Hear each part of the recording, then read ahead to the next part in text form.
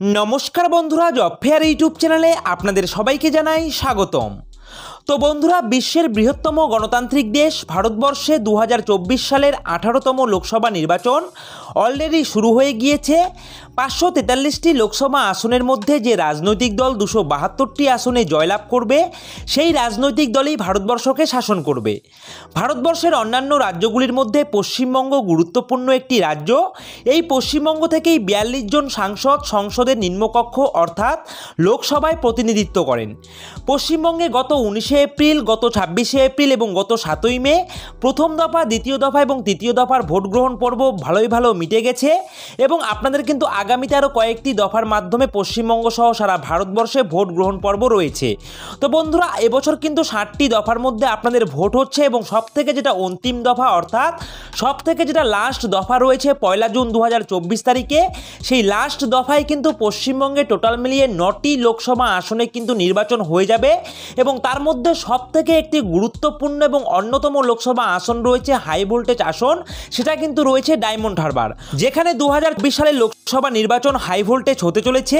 তো এই ডায়মন্ড হারবার লোকসভা কেন্দ্রে 2024 সালের লোকসভা নির্বাচনে কোন রাজনৈতিক দল এগিয়ে রয়েছে, এছাড়াও কোন রাজনৈতিক দল পিছিয়ে রয়েছে 2024 ওপিনিয়ন পোল অনুযায়ী এছাড়াও আপনাদেরকে জানিয়ে দেব ডায়মন্ড হারবার 2024 লোকসভা কেন্দ্রে এবার কোন কোন ফ্যাক্টর কাজ করতে চলেছে তা নিয়ে চুলচেরা বিশ্লেষণ করে দেব আজকের এই একটি ভিডিওর মাধ্যমে। এছাড়াও কিন্তু এই ডায়মন্ড হারবার লোকসভা কেন্দ্রে কোন দলের জয়ী হওয়ার সম্ভাবনা কতটুকুন রয়েছে ওপিনিয়ন পোল 2024 অনুযায়ী সেটাও কিন্তু শেয়ার করে দেব। তো একদম ভিডিওটিকে স্কিপ না করে সম্পূর্ণ ভিডিওটি দেখার চেষ্টা করবেন।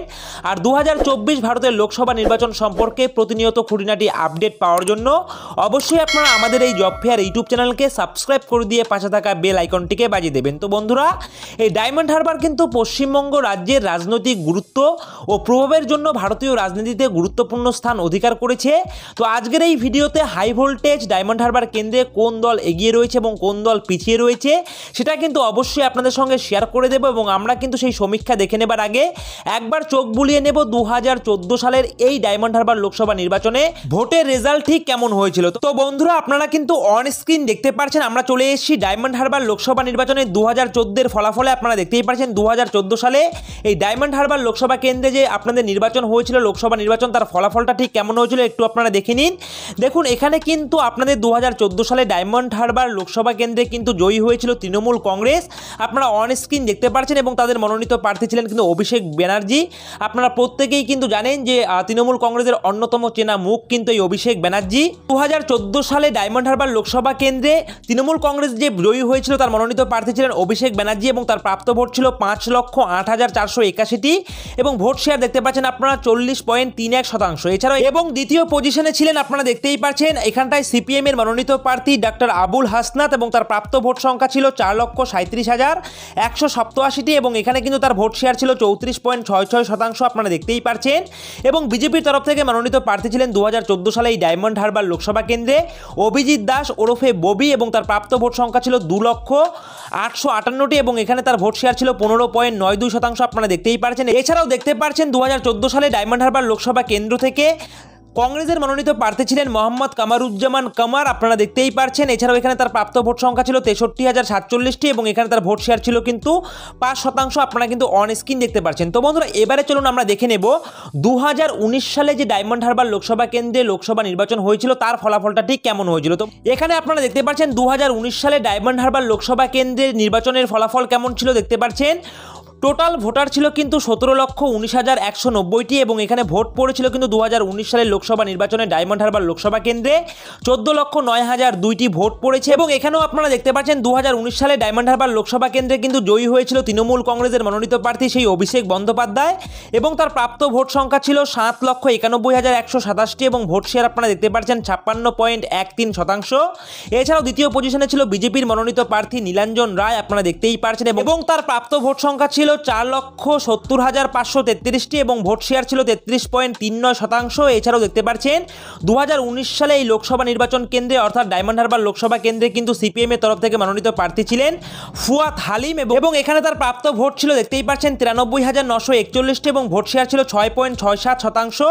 এছাড়াও কংগ্রেসের তরফ থেকে মনোনীত প্রার্থী ছিলেন সৌম্য আইচ রায় এবং এখানে তার কিন্তু প্রাপ্ত ভোট ছিল 19,828টি এবং এখানে তার ভোট শেয়ার ছিল 1.41%। এছাড়াও নির্দল প্রার্থী থেকে কিন্তু মনোনীত হয়েছিলেন সুব্রত বসু এবং তার প্রাপ্ত ভোট ছিল 5,550টি এবং এখানে ভোট শেয়ার ছিল 0.39%। আপনারা কিন্তু দেখতেই পাচ্ছেন। তো বন্ধুরা চলুন এবারে আমরা দেখে নেব 2024 সালে এই ডায়মন্ড হারবার লোকসভা কেন্দ্রে কোন কোন রাজনৈতিক দল থেকে কোন কোন প্রার্থীরা মনোনীত হয়েছেন। তো বন্ধুরা এবারে দেখুন 2024 সালে ডায়মন্ড হারবার লোকসভা কেন্দ্র থেকে কারা কারা প্রার্থী রয়েছেন।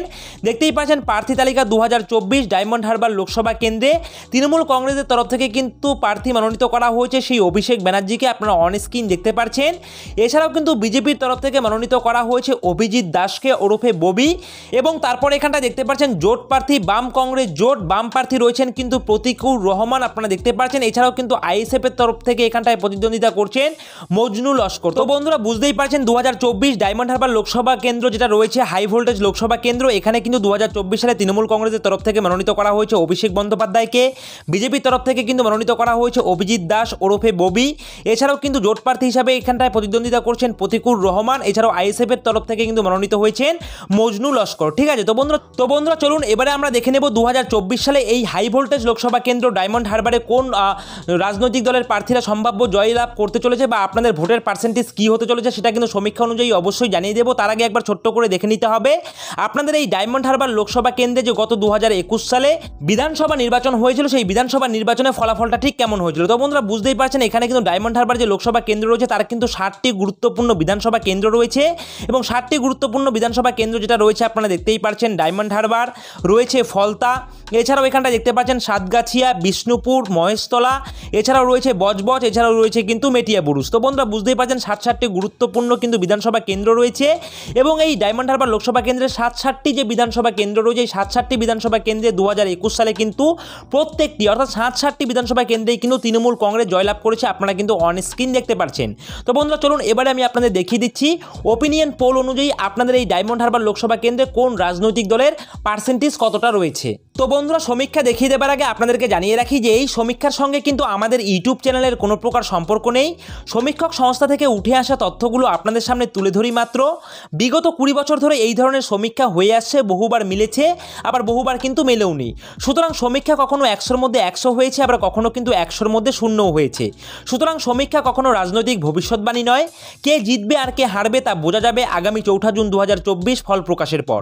সেজন্য এই সমীক্ষাকে ধ্রুব সত্য বলে মনে করে আনন্দিত কিংবা দুঃখিত হবার কোনোটার কারণ নেই। এটা আপনারা কি ভাবছেন তার একটি আভাস মাত্র। আর সমীক্ষায় যদি সব হতো তাহলে কিন্তু আর এত হাজার হাজার কোটি টাকা খরচ করে নির্বাচন করার কোনো দরকারই পড়তো না। তাই সি ভোটারের সমীক্ষা অনুযায়ী এবং আপনাদের বিভিন্ন স্বনামধন্য সংবাদ চ্যানেলের যে সমীক্ষা সেই সমীক্ষার ওপর ভিত্তি করে অ্যানালাইসিস করে কিন্তু বর্তমান সিচুয়েশনের কথা মাথায় রেখে আমরা কিন্তু একটি অ্যানালাইসিস করে সমীক্ষা নিয়ে এসেছি যেটা আমি আপনাদের সঙ্গে শেয়ার করতে চলেছি। তো দেখুন এখানটায় কিন্তু স্পষ্ট করে লিখে দেওয়া রয়েছে ডায়মন্ড হারবার কার দখলে। তো বন্ধুরা বুঝতে পারছেন ডায়মন্ড হারবার হাই ভোল্টেজ লোকসভা কেন্দ্র, এই লোকসভা কেন্দ্র কার দখলে হতে চলেছে। এখানে কিন্তু যেটা পার্সেন্টেজের হিসাব উঠে আসে দেখতেই পাচ্ছেন টিএমসি অর্থাৎ তৃণমূল কংগ্রেসের ক্ষেত্রে এখানটায় লিখে দেওয়া রয়েছে 41%, অর্থাৎ 41% লোকজন চাইছে ডায়মন্ড হারবার লোকসভা কেন্দ্রে তৃণমূল কংগ্রেস জয়যুক্ত হোক। এছাড়াও 37% লোকজন বলছে কিন্তু এই ডায়মন্ড হারবার লোকসভা কেন্দ্রে বিজেপি দল জয়যুক্ত হোক। এছাড়াও কিন্তু 13% লোকজন চাইছে কিন্তু জোট প্রার্থী এখানে জয়যুক্ত হোক। তো বন্ধুরা বুঝতেই পারছেন এখানে কিন্তু তৃণমূল কংগ্রেসের কিন্তু পাল্লাটা কিন্তু অবশ্যই ভারী রয়েছে, আপনারা দেখতেই পারছেন। তো এখানে দেখতে পাচ্ছেন 41%, 37% এবং 13%। তো তিনটি মিলিয়ে কিন্তু এখানটায় হচ্ছে আপনাদের 91% এবং বাদ বাকি যে 9% আপনাদের রয়েছে, বাদ বাকি 9% কিন্তু আপনাদের অন্যান্য যে রাজনৈতিক দলগুলি রয়েছে, অর্থাৎ এখানে আপনাদের কিন্তু বিভিন্ন নির্দল প্রার্থীরা রয়েছেন, এছাড়াও কিন্তু এখানটায় আইএসএফ প্রার্থী রয়েছেন। তো সেই 9% লোকজন চাইছে কিন্তু সেই অন্যান্য রাজনৈতিক দলগুলি জয়ী হোক, ঠিক আছে। এবং এখানটায় 41% লোকজন বলছে তৃণমূল কংগ্রেস জয়যুক্ত হোক, 37% লোকজন বলছে বিজেপি দল জয়যুক্ত হোক এবং 13% লোকজন চাইছে কিন্তু জোট প্রার্থী জয়যুক্ত হোক এবং বাকি যে 9% সেই 9% লোকজন চাইছে কিন্তু এখানটায় অন্যান্য রাজনৈতিক দল জয়যুক্ত হোক। তো বন্ধুরা বুঝতেই পারছেন এখানে কিন্তু পার্সেন্টেজের হিসাবে তৃণমূল কংগ্রেস অনেকটাই এগিয়ে রয়েছে।